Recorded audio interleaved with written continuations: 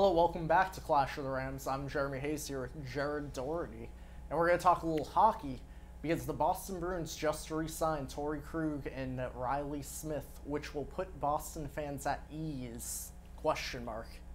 Jared, are you at ease or no? Well, I mean, the question is, should Bruins fans be satisfied right now? And I don't know how you can be.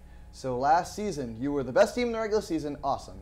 But when you go to the playoffs, when it actually matters, you were not good enough to beat Montreal. You were not that good, and you were probably going to get destroyed by anybody in the West. So you were not good enough to win last year. And then you go to this offseason, and you do not get better. You lose your best goal scorer in Ginla because they couldn't get him back, and you didn't really bring in anybody else. So, and yes, the Smith and Krug re-signings is great, awesome, good for them. But you signed them for 1 year. What is this going to do? So when next year, when you still have, you're in cap hell still next year, and you can't get them back because you did it for only 1 year. So why are you satisfied with this? Well, I'm satisfied. I'm pretty calm and collected right now. Okay, why? And then we got a Bruins season coming up, and awesome. another potential playoff team. You're assuming.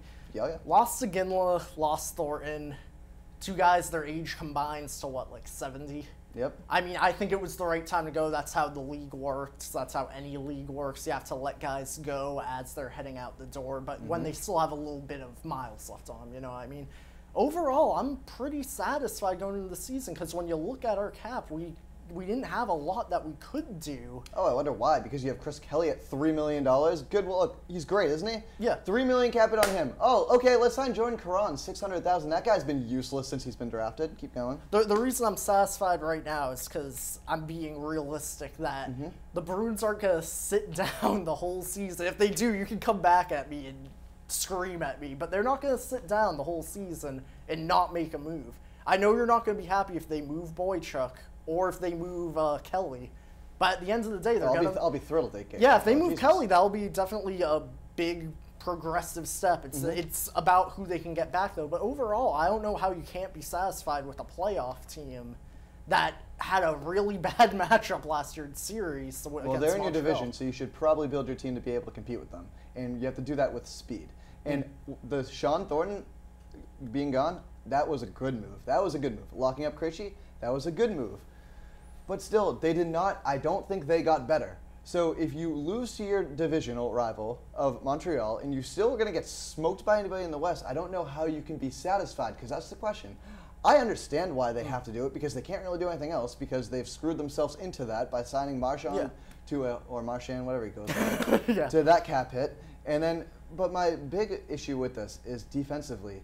Chara is getting older, and if you have eyes and watch a playoff game, he is. I'll agree with you on that one. He's worn out by the end of it. He's getting older, like you said. When they get their milestone and they get older, you got to let them go. But yes, Chara is a unique talent, but he dies down. Seidenberg, he's getting older too, coming off an injury. I don't see them long lasting into this postseason.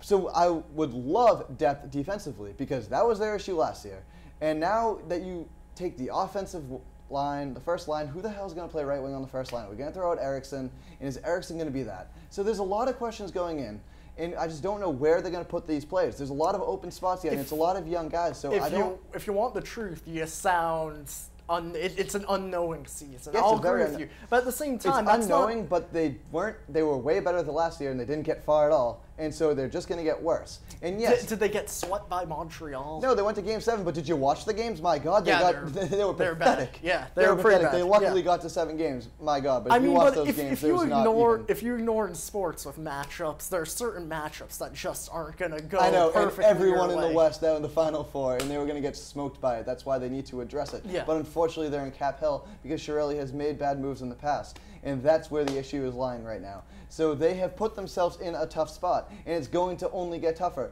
Now that when you have to sign Krug again and sign Smith again, and you're going to have to then sign Hamilton, I believe, and they luckily got Krejci, but next year it's going to be the same thing. So it will be Hamilton, right, for next season, I believe. I have to relook at it, but I do think it is Hamilton. And so it just gets tougher and tougher, and I can't understand how a fan of most can go into the season being satisfied, because they did not get better. And I think they only got worse, and they got older. Again, like I said, very calm about it. We got to finish up this segment, but I'm very calm about it, very unknowing. So, I mean, this is going to be something we're going to address later on the season, too, and we'll find out how again, well when you lose your third best defenseman in Boychuk. It's going to be a tough year for the Bruins, I think. We put realistic expectations of them to be a Stanley Cup caliber team, and I really don't think they're a Stanley Cup caliber team right now. So that's what I'm going to say right now. That's how I'm going to end it. I don't think they're a Stanley Cup caliber team. They're going to make the playoffs, but we'll see how. We're going to have to wait and see how it goes, but we're definitely talking about this again. Oh, yeah. Watch out for Minnesota and Colorado. Those teams are going to be fantastic. Minnesota. I'm big on Minnesota. Especially those jerseys they wore in the playoffs. My God. All right, that's all for this segment, so go ahead and click on the next one.